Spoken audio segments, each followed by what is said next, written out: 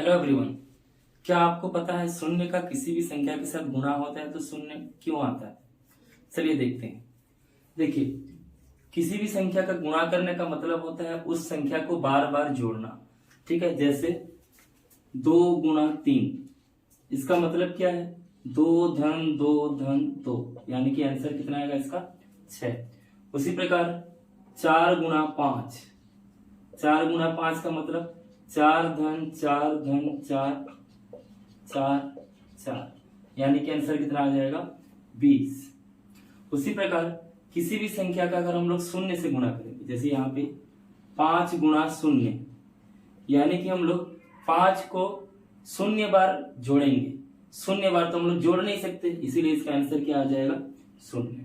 इसी प्रकार इसका उल्टा 0 गुणा अगर 5 करेंगे, ठीक है, तो 0 को कितना बार जोड़ेंगे? 5 बार जोड़ेंगे। 0 को 5 बार जोड़ेंगे तो आंसर कितना आएगा इसका? 0। यानी कि 0 का गुणा जिसके साथ भी करना है हम लोग को उतना बार ही जोड़ते हैं हम लोग 0 को, यानी कि 0 को जितना बार भी जोड़ोगे आंसर 0 आएगा। इसलिए 0 का गुणा अगर किसी भी संख्या के साथ होगा, किसी भी संख्या के साथ अगर हम लोग 0 का गुणा करेंगे तो इसका आंसर क्या आ जाएगा? 0 आ जाएगा।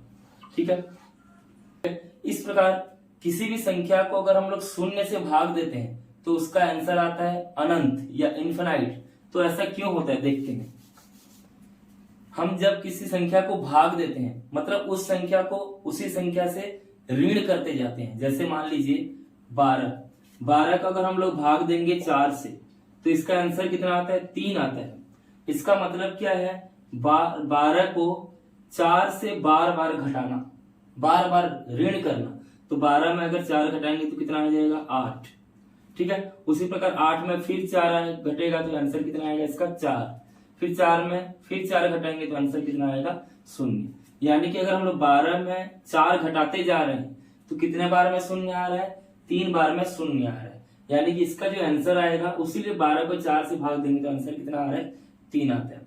उसी प्रकार देखिए, कोई भी संख्या को अगर हम लोग 0 से भाग देंगे, जैसे यहाँ पे इसी से 12 को अगर मैं भाग दूंगा 0 से तो इसका उत्तर हम लोग क्या लिखते हैं? इन्फिनाइट, या इसी को हम लोग क्या बोलते हैं? अनंत। ऐसा क्यों होता है? 12 को 0 से भाग दे रहे हैं का मतलब क्या है? 12 को 0 से घटा रहे हैं, और इसको जितने बार भी घटाएंगे हम लोग आंसर वही आएगा। ठीक है, आंसर 12 ही आएगा। कभी जितना बार भी हम लोग घटाएंगे आंसर क्या आते जाएगा? ये 12 आते जाएगा। ठीक है, तो इसीलिए ये अनंत बार भी हम लोग इसको घटाया जा सकता है। इसलिए कोई भी संख्या को अगर हम लोग 0 से भाग देंगे तो उसका आंसर क्या आता है? अनंत आता है।